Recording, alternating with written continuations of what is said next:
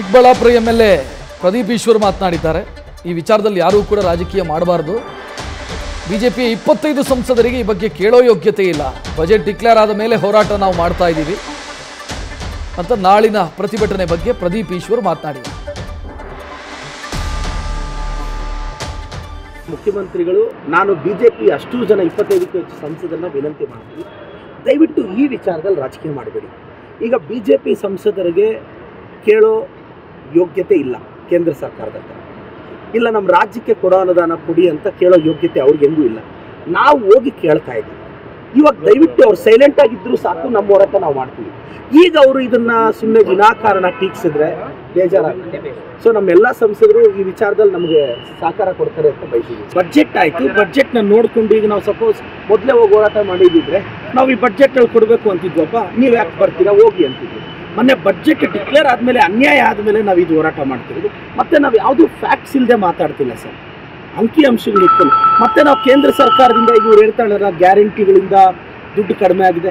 Sir ನಾವೇನೋ ಗ್ಯಾರಂಟಿಗೆ ದುಡ್ಡು ಕೊಡಿ ಅಂತ ಕೇಂದ್ರ ಸರ್ಕಾರನ ಕೇಳ್ತಿಲ್ಲ, ನೀವು ನಮಗೆ ಕೊಡಬೇಕಾಗಿರೋ ಪಾಲೇ ಸರಿಯಾಗಿ ಕೊಡಿ ಸ್ವಾಮಿ ಅಂತ 1,86,000 ಕೋಟಿ ಲಾಸ್ ಆಗಿದೆ ರಾಜ್ಯ ಸರ್ಕಾರಕ್ಕೆ. ನಮ್ಮ ಸರ್ಕಾರ ಇದನ್ನು ಹೇಳುತ್ತಿದೆ, ಕೇಂದ್ರ ಸರ್ಕಾರ ಇದನ್ನು ಸ್ಪಂದಿಸಬೇಕು ಅಂತ ಹೋರಾಟ ಮಾಡ್ತೀವಿ. ಕೇಂದ್ರದಲ್ಲಿ ಬಿಜೆಪಿ ಇದೆ, ರಾಜ್ಯದಲ್ಲಿ ಕಾಂಗ್ರೆಸ್ ಇದೆ. ಇದನ್ನು ಪಕ್ಕಕ್ಕಿಟ್ಟರೆ ರಾಜ್ಯ ಸರ್ಕಾರಕ್ಕೆ ಕೇಂದ್ರ ಸರ್ಕಾರ ಕೊಡಬೇಕಾಗಿರೋ ಅನುದಾನದಲ್ಲಿ ನಮಗೆ ಮೋಸ ಆಗಿದೆ.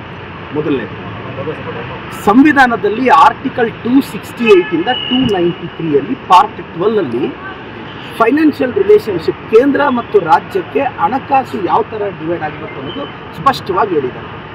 ಭದ್ರಾ ಮೇಲ್ದಂಡೆ ಯೋಜನೆಗೆ 5,000 ಕೋಟಿ ಕೊಡ್ತೀವಿ ಅಂತ ಕೇಂದ್ರ ಸರ್ಕಾರ ಹೇಳಿದ್ರು, ಇವತ್ತಿಗೂ ನಯಾ ಪೈಸೆ ಕೊಟ್ಟಿಲ್ಲ.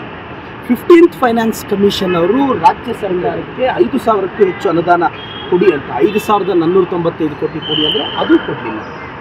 ನಮಗೆ ನಾವಿವತ್ತು ಪ್ರತಿ ವರ್ಷ 4 ಲಕ್ಷಕ್ಕೂ ಹೆಚ್ಚು ಕೋಟಿ ಟ್ಯಾಕ್ಸು ಸರ್ಚಾರ್ಜು ಸೆಸ್ ಅಂತ ಕೊಡ್ತಿದ್ದೀವಿ. ಅದರಲ್ಲಿ ನಮಗೆ ಬರ್ತಾ ಇರೋದು ಬರೀ 12%.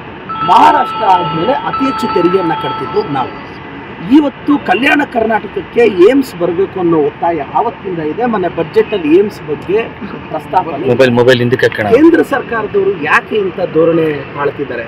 ನಾಳೆ ಹೋರಾಟದ ಉದ್ದೇಶ ಇಷ್ಟೇ, ಮಾನ್ಯ ಪ್ರಧಾನಮಂತ್ರಿಗಳು ಮಾನ್ಯ ಮತ್ತು ಫೈನಾನ್ಸ್ ಮಿನಿಸ್ಟರ್ ಗಮನಕ್ಕೆ ಅವ್ರ ಗಮನನ ಸೆಳೆಯಬೇಕು, ಮತ್ತು ನಮಗೆ ಆಗ್ತಿರೋ ಅನ್ಯಾಯ ಅವ್ರಿಗೆ ಮನವರಿಕೆ ಮಾಡಿಕೊಡ್ಬೇಕು.